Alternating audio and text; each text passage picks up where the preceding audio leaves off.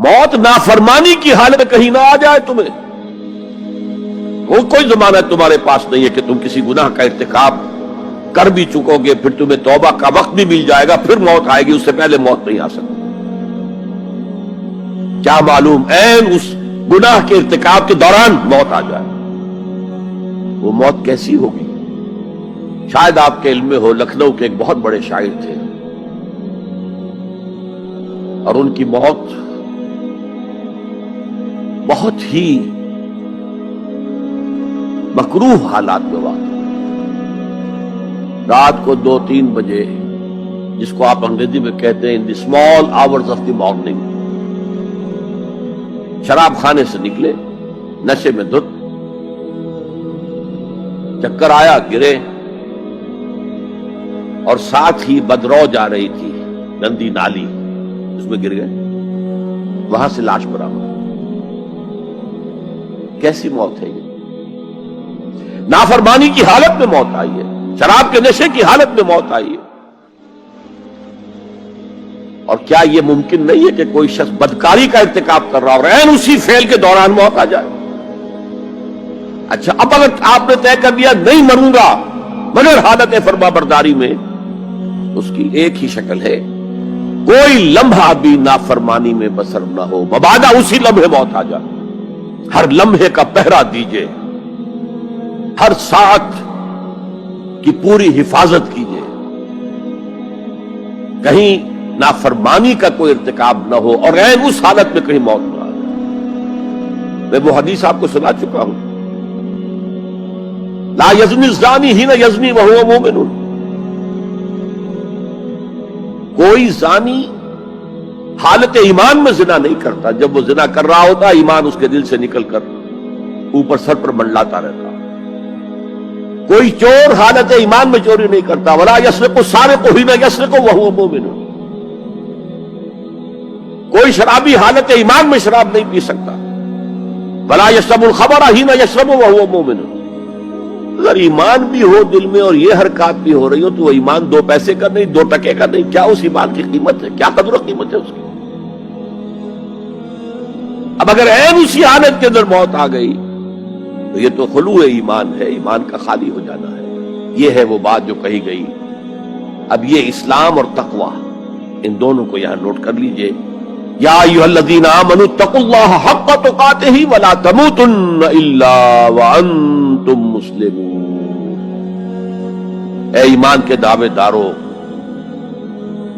اللہ کا تقوی اختیار کرو جتنا کہ اس کے تقوی کا حق ہے، اور دیکھنا موت نہ آنے پائے مگر فرما برداری کی حالت۔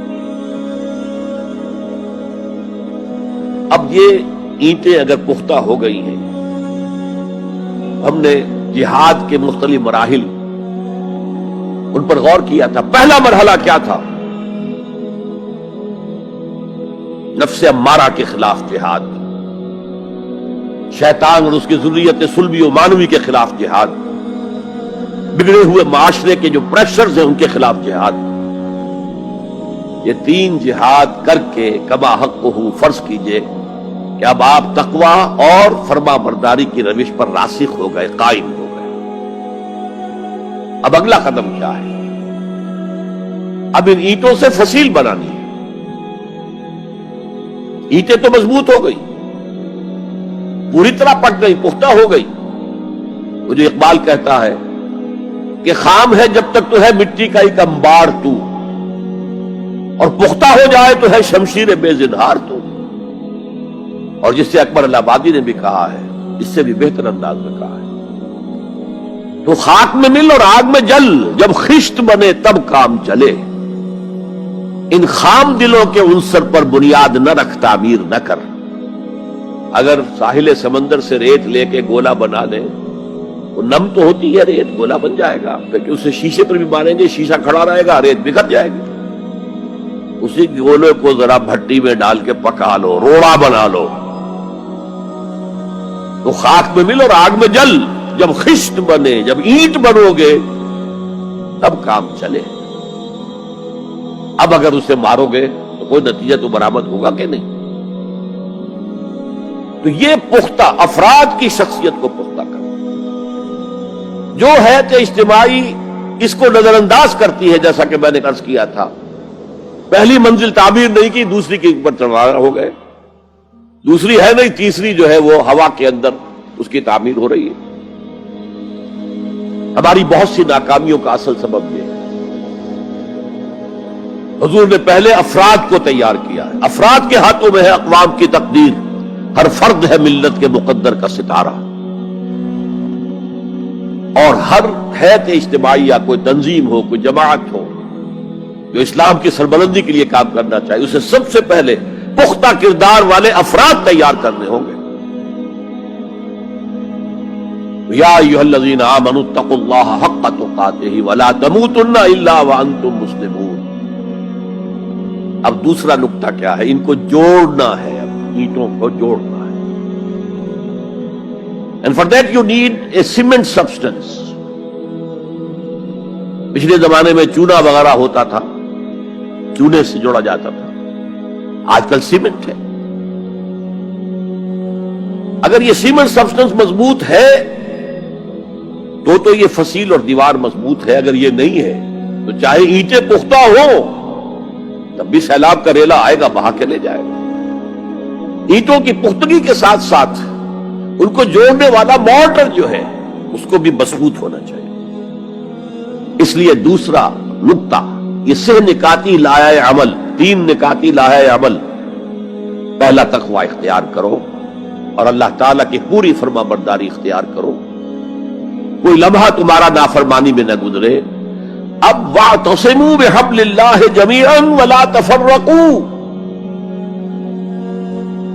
چمٹ جاؤ اللہ کی رسی کے ساتھ مل جل کر اور تفرقے میں نہ پڑو۔ اعتصام عصمت سے بنا، عصمت حفاظت کو کہتے ہیں۔ اعتصام حفاظت حاصل کرنا۔ جیسے آپ دیکھتے ہیں کہ کسی بچے کو اگر کوئی خوف لاحق ہو جائے، کوئی ڈرائے، وہ آئے گا، دوڑے گا، ماں کی گود میں آ کر ماں سے چمٹ جائے گا۔ وہ یہ سمجھتا ہے اپنے چھوٹے سے ذہن کے مطابق میں قلعے میں آ گیا ہوں۔ یہ دوسری بات ہے کہ کوئی شفاق انسان، جیسے فسادات ہوتے ہیں یا جیسا کچھ 47 میں ہوا تھا، کوئی شفاق بھیڑیا صفت انسان آئے، بچے کو کھینچے ماں کی گود سے، اچھالے اور کسی نیزے میں پرو لے۔ لیکن بچہ یہ سمجھتا ہے کہ میں آ گیا ہوں، پناہ میں آ گیا ہوں، قلعے میں آ گیا ہوں۔ تو یہ ہے اعتصام۔ اور عجیب بات یہ ہے کہ جو اس سورہ مبارکہ کی جو ہم نے شروع کی ہے آیات، وہاں سے ایک آیت پہلے جو ہے 10ویں رکوع کی آخری آیت، وَمَن يَعْتَصِم بِاللَّهِ فَقَدْ هُدِيَ إِلَىٰ صِرَاطٍ مُسْتَقِيمٍ۔ یہاں حبل اللہ نہیں ہے، جو اللہ کے ساتھ چمٹ جائے تو اس کی ہدایت تو ہو گئی صراط مستقیم کی طرف، اللہ سے جڑ جاؤ۔ سورہ حج کی آخری آیت کے بھی آخری الفاظ یہی ہے، وَاعْتَصِمُوا بِاللَّهِ فَأَقِیمُوا الصَّلَاةَ وَآتُوا الزَّکَاةَ وَاعْتَصِمُوا بِاللَّهِ۔ وہ تمہارا پشت پناہ ہے، هُوَ مَوْلَاكُمْ فَنِعْمَ الْمَوْلَىٰ وَنِعْمَ النَّصِيرُ۔ کیا ہی اچھا ہے وہ مولا، پشت پناہ، مددگار، حمایتی، کیا ہی اچھا ہے وہ مدد کرنے والا۔ تو وہاں پر بھی وَاعْتَصِمُوا بِاللَّهِ، وہی لفظ یہاں آیا، وَمَن يَعْتَصِم بِاللَّهِ فَقَدْ هُدِيَ إِلَىٰ صِرَاطٍ مُسْتَقِيمٍ۔ اب یہاں سوال پیدا ہوتا ہے وہ حبل اللہ کون سی ہے؟ اب اصول یہ سامنے رکھیے کہ قرآن مجید میں اگر محسوس ہو کہ کسی جگہ پر کوئی ابہام ہے، اجمال ہے، کہیں وضاحت کی ضرورت ہے، تو یہ حق ہی نہیں فرض ہے محمد الرسول اللہ صلی اللہ علیہ وسلم کا کہ اس کو بیان کریں، واضح کریں، تبیین کریں۔ انزلنا الیک الذکر لتبین للناس ما نزل الیہم۔ اے نبی، ہم نے آپ کی طرف یہ الذکر اس لیے نازل کیا ہے کہ آپ لوگوں کے لیے واضح کریں وہ شے جو ان کے لیے نازل کی گئی، ان کی طرف بھیجی گئی۔ آج ایک عظیم ترین فتنہ ہمارے ہاں جو ہے وہ انکار حدیث کا ہے۔ وہ گویا کہ حضور کو یہ حق ہی دینے کو تیار نہیں۔ کہ قرآن مجید کی آیات کی توضیح کریں، تبیین کریں، جہاں کہیں کوئی سوال پیدا ہو اس کا جواب دیں. لیکن یہ جان لیجئے یہ حضور کا صرف حق نہیں، فرض. مجھے ایک بڑا تلخ تجربہ ہوا تھا لاہور میں 1973 میں، وہ جو عالمی کانفرنس ہوئی تھی لاہور میں، دنیا کے تمام مسلمان ملکوں کے سربراہ وہاں جمع تھے. تو اس زمانے میں اس آیت کا بڑا چرچا تھا، اخبارات میں بھی بڑے بڑے اشتہار شائع ہو رہے لوگوں کی طرف سے، وَاعْتَصِمُوا بِحَبْلِ اللَّهِ جَمِيعًا وَلَا تَفَرَّقُوا. رکشاؤں کے پیچھے بھی بینر لگے ہوئے ہیں، ٹیکسیوں کے پیچھے بینر لگے ہوئے ہیں، وَاعْتَصِمُوا بِحَبْلِ اللَّهِ جَمِيعًا. بینر آویزاں ہیں سڑکوں پر جا بجا. لیکن میں ایک پریس میں گیا کہ جہاں میری ایک کتاب چھپ رہی تھی اور تاخیر ہو رہی تھی، تو میں ذرا ان سے کہنے گیا جلدی کرو. وہاں ایک صاحب آئے ہوئے تھے اور بدقسمتی سے آزاد کشمیر، جو ہمارے ہاں آزاد کشمیر کہلاتا ہے، آپ کے ہاں وہ مقبوضہ کشمیر کہلائے گا، اس کے وہ محکمہ جو انفارمیشن ڈپارٹمنٹ کے سیکرٹری تھے، اہم تھے. ان کا یہ کیا رہا؟ یہ لا یعنی کلام ہے، بے معنی کلام ہے. فَاعْتَصِمُوا بِحَبْلِ اللَّهِ. کہاں ہے وہ رسی؟ کس کو رسی؟ کون سی رسی کو پکڑو؟ بہت صدمہ ہوا، لیکن کیا کیا جائے؟ اصل میں کمیونسٹ ذہن کے تھے. اب اس لیے وہ اللہ کے رسول نے واضح کیا ہے کہ حبل اللہ کون سی. میں وہ حدیث آپ کو سنا چکا ہوں، حضرت علی رضی اللہ تعالی عنہ سے جو مروی ہے، نبی اکرم صلی اللہ علیہ وسلم، ترمذی شریف اور دارمی یا بیہقی میں موجود ہے. تو اس میں یہ الفاظ میں هو حبل اللہ المتین وهو الذکر الحکیم وهو الصراط المستقیم. حضرت علی فرماتے یہ ہے کہ میں نے سنا حضور نے ارشاد فرمایا ان قریب ایک بہت بڑا فتنہ رونما ہوگا، انہا ستکون فتنۃ. میں نے سوال کیا مل مخرج منہا یا رسول اللہ، اے اللہ کے رسول فرمائیے اس سے نکلنے کا راستہ کون سا ہوگا، مخرج کون سا ہوگا، ایگزٹ کون سا ہوگا. یا آپ کے ہالز میں جہاں ایگزٹ لکھا ہوا ہوتا ہے سرخ سی بتیوں کے ساتھ، عرب ممالک میں مخرج لکھتے ہیں اس کو، نکلنے کی جگہ، بھاگنے کی جگہ. اگر کہیں دھواں بڑھ جائے، کہیں آگ لگ جائے تو بھاگو ان روشنیوں کی طرف، ان دروازوں کی طرف، وہ کھل جائیں گے. تو جب حضور نے فرمایا کہ انہا ستکون فتنۃ، تو حضرت علی کہتے میں نے پوچھا بل مخرج منہا یا رسول اللہ، فرمایا کتاب اللہ. فتنوں سے بچانے والی اور فتنوں سے نکالنے والی شے صرف کتاب اللہ. فیہ خبر ما قبلکم و نبأ ما بعدکم و حکم ما بینکم.